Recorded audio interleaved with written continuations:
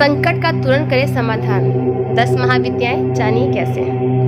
देवी अप्सरा, यक्षिणी, डाकिनी, शाकिनी और पिशाचिनी। आदि में सबसे सात्विक और धर्म का मार्ग है देवी की पूजा, साधना और प्रार्थना करना।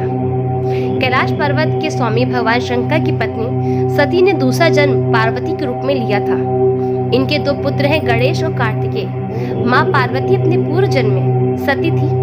9 दुर्गा भी पार्वती माता का एक स्वरूप है। ये माता सती और पार्वती की पूजा साधना करना सनातन धर्म का मार्ग है। बाकी पूजा आराधना सनातन धर्म का हिस्सा नहीं है। शास्त्रों के अनुसार इन 10 महाविद्याओं में से किसी की एक की पूजा नित्य करने से घर में आ रही बीमारी, ग्रह भूत पिशाच, अकारण ही मानहानि, बुरी घटनाएं, गृह कलेश, शनि का बुरा प्रभाव हो, बेरोजगारी, तनाव आदि सभी तरीके के संकट तत्काल ही समाप्त हो जाते हैं और व्यक्ति परम सुख को प्राप्त करता है। इन माताओं की साधना कल्प वृक्ष के समान शीघ्र फल प्रदान करने वाली है और कामनाओं को पूरा करने वाली है। उत्पत्ति की कथा। पुराणों के अनुसार जब भगवान शिव की पत्नी सती ने दक्ष यज्ञ में जाना चाहा, तब शिव जी ने वहां जाने से उन्हें मना कर दिया। इस इंकार पर माता ने क्रोधवश अपनी काली शक्ति प्रकट की। फिर 10 दिशाओं में 10 शक्तियां प्रकट कर अपनी शक्ति की झलक दिखला दी। यह अति भयंकरकारी दृश्य को देखकर शिव जी घबरा गए। क्रोध में सती ने शिव को अपना फैसला सुना दिया। मैं दक्ष यज्ञ में जाऊंगी ही, या तो उसमें अपना हिस्सा लूंगी या उसका विध्वंस कर दूंगी। हार कर शिव जी सती के सामने आ खड़े हुए। उन्होंने सती से पूछा, कौन है ये?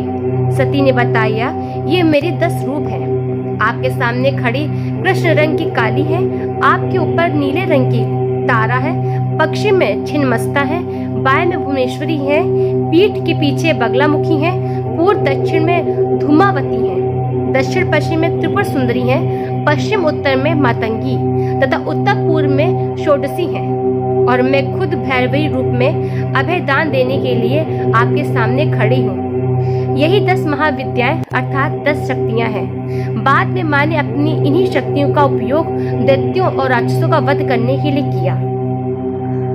9 दुर्गा, शैलपुत्री, ब्रह्मचारिणी, चंद्रघंटा, कुष्मांडा, स्कंद माता, कात्यायनी, कालरात्रि, महागौरी और सिद्धिदात्री। 10 महाविद्या काली, तारा, त्रिपुर सुंदरी, भुवनेश्वरी, छिन्नमस्ता, त्रिपुर भैरवी, धूमावती, बगलामुखी, मातंगी और कमला।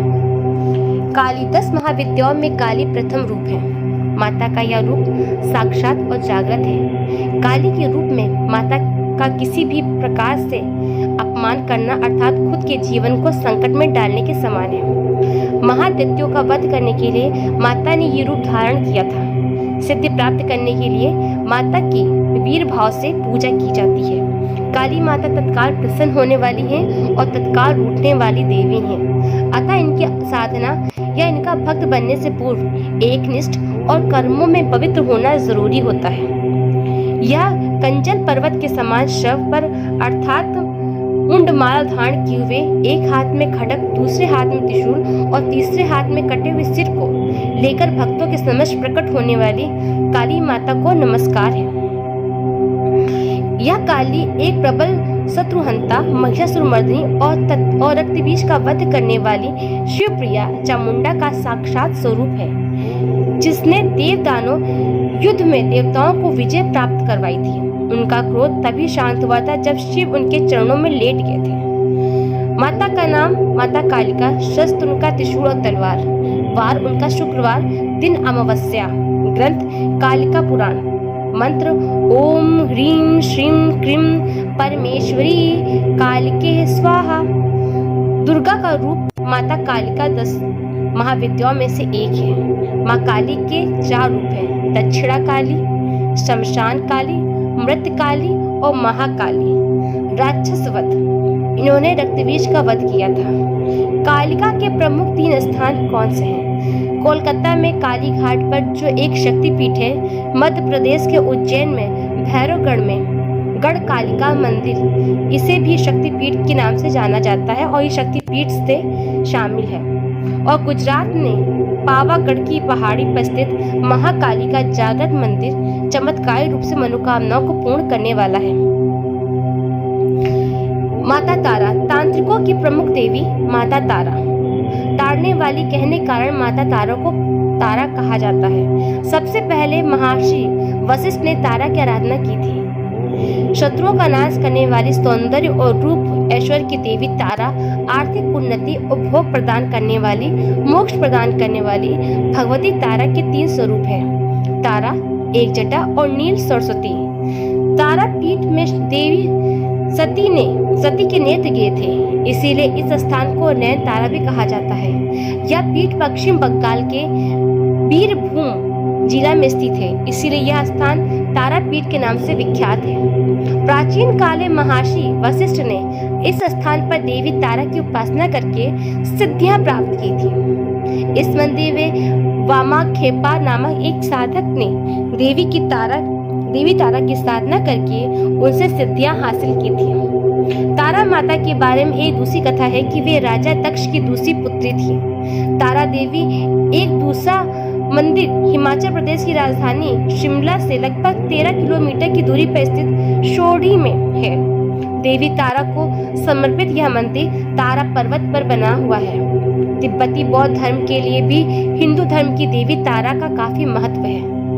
चैत्र मास की 9वीं तिथि और शुक्ल पक्ष के दिन तारा रूपी देवी की साधना करना तंत्र साधनाओं के लिए सर्वसिद्धि कारक माना जाता है। जो भी साधक या भक्त माता की मन से प्रार्थना करता है, उसकी सारी मनोकामना देवी तत्काल पूर्ण करती हैं। त्रिपुर सुंदरी, षोडशी महेश्वरी शक्ति की विग्रह वाली शक्ति।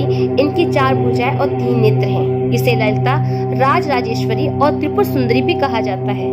इसमें षोडश कलाएं पूर्ण हैं, इसीलिए षोडशी भी कहा जाता है। भारतीय राज त्रिपुर में स्थित त्रिपुर सुंदरी का शक्तिपीठ है। माना जाता है कि यहाँ माता के धारण किए हुए वस्त्र गिरे थे।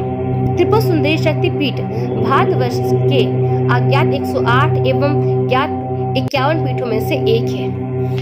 दक्षिणी त्रिपुर उदयपुर शहर से 3 किलोमीटर दूर राधा किशोर ग्राम में राजराजेश्वरी त्रिपुर सुंदरी का भव्य मंदिर स्थित है, जो उदयपुर शहर के दक्षिण पश्चिम में पड़ता है। यहाँ सती के दक्षिण पाद का निपात हुआ था।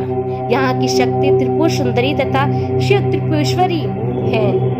इस पीठ स्थान को कुब्रपीठ भी कहते हैं। उल्लेख है कि महाविद्या समुदाय में त्रिपुरा नाम की अनेक देवियां हैं। इसमें त्रिपुर भैरवी, त्रिपुरा और त्रिपुर सुंदरी विशेष रूप से माननीय है।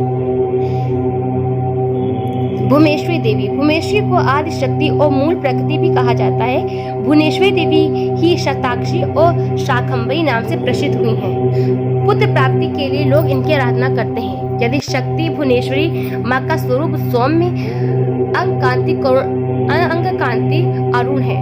भक्तों को अभय एवं सिद्धियां प्रदान करना इनका स्वाभाविक गुण है। इस महाविद्या की आराधना से सूर्य के समान तेज और ऊर्जा प्रकट होने वाली ऐसा व्यक्ति अच्छे राजनीतिक पद पर आसीन हो सकता है।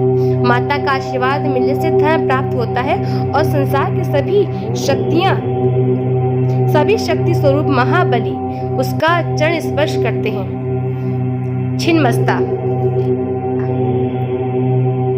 इस परिवर्तनशील जगत का अधिपति कबंध है और इसकी शक्ति छिन्नमस्ता है। इनका सिर कटा हुआ है। इनके कबंध से रथ की 3 धाराएं बह रही हैं। इनकी 3 आंखें हैं और ये मदन और रति पर आसीन है। देवी की गली में हड्डियों की माला और कंधे पे योगोवीत है। इसीलिए शांत भाव से इनकी उपासना करने से यह अपने शांत स्वरूप में प्रकट होती है। उग्र रूप से उपासना करने पे यह उग्र रूप में दर्शन देती है, जिससे साधक के उच्चाटन होने का भय रहता है। माता का स्वरूप अत्यंत गोपनीय है। चतुर्थ संध्या में माँ छिन्नमस्ता की उपासना से साधक को सरस्वती की सिद्धि प्राप्त होती है। कृष्ण और रत्न गुणों की देवियां इनकी सहचरी हैं। पारस और बेल पत्रों से छिन्नमस्ता महाविद्या की सिद्धि की जाती है। इससे प्राप्त सिद्धियां मिलने से लेखन, बुद्धि और ज्ञान बढ़ता है। शरीर रोग मुक्त हो जाता है।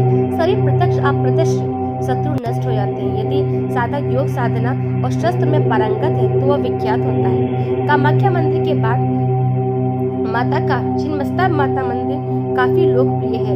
ये 52 शक्तिपीठों में बहुत शुमार है। महाविद्या की साधना नदी, तालाब तथा समुद्र में गिरने वाले जल में अखंड डूब कर की जाती है। इनकी पूजा करने से व्यक्ति साक्षात कुबेर के समान धनी महाविद्यावान हो जाता है। व्यक्ति का यश और व्यापार का प्रभुत्व संसार भर में प्रचारित हो जाता है।